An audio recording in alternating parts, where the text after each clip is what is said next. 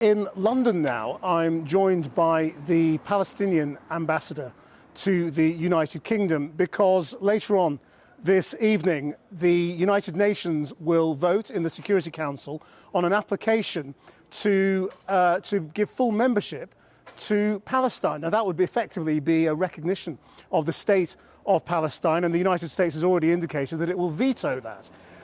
Ambassador, thank you for joining us. But wasn't this application always grandstanding, because you always knew that the Americans wouldn't allow it to go through? No, we don't, Krishnan. And if they do this time, it will be just double talk and inconsistent policy. It will be absolutely shameless on the part of the U.S. The issue of UN membership for the State of Palestine and recognition of the State of Palestine is a Palestinian inalienable right. This is our right. It's not a gift or a favor from any country.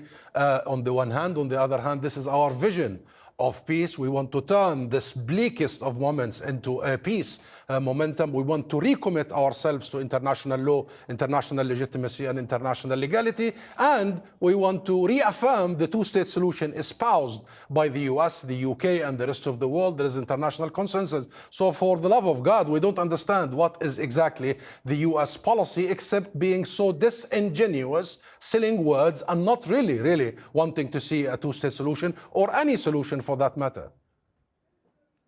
Except the two players going on in Gaza right now, the State of Israel and Hamas, are both opposed to the two-state solution and have effectively done everything they can to make sure it's not going anywhere, because the peace talks in Qatar have effectively broken down and there is no progress being made. I don't agree with this analogy or symmetry. Israel has been blocking. For 25 years, Netanyahu has been proudly declaring that he has blocked the emergence of the Palestinian state long before Hamas was even in force. The Palestinian people have their leadership, they have their national institutions, we have the PLO, we have the State of Palestine, recognized by the vast majority of the world. We have a seat in the UN as per the General Assembly resolution. We are ready to go in that direction, and that's why our application to the Security Council is a step in that direction. So it is Netanyahu and his extremist racist coalition that has been bragging about blocking a Palestinian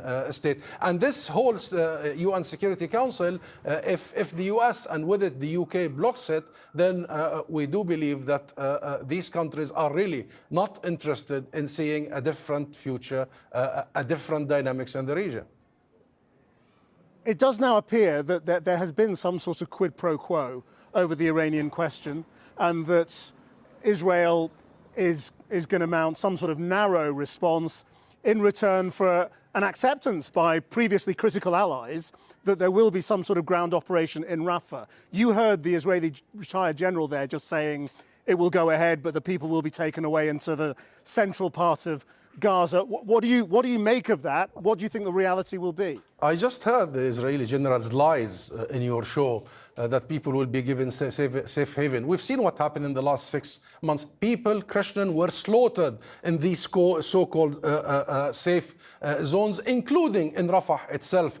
And should Israel do that and go into Rafah, you have the number. You know what the world has been warning from, what the UN has been warning from. It will be catastrophic beyond description should Israel do that. The question is, how on earth a rogue state that is Israel is presenting the US and the West with two choices.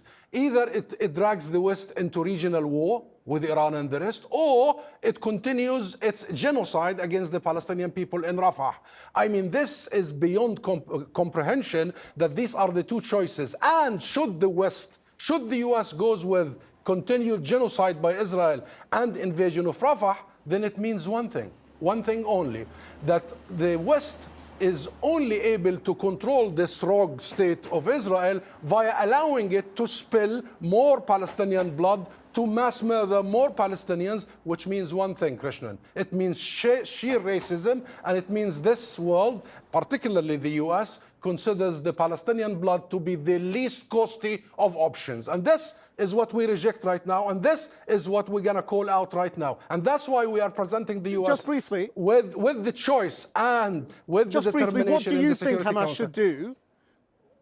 What do you think Hamas should do in those talks in Qatar with regard to the hostages? They are deadlocked because unless Israel commits to a permanent ceasefire, Hamas will not go further in the talks? Well, a ceasefire is a ceasefire, and there was a Security Council resolution demanding an immediate ceasefire. There was an International Court of Justice ruling demanding an immediate ceasefire and demanding that Israel allows all the humanitarian aid and stop killing Palestinians.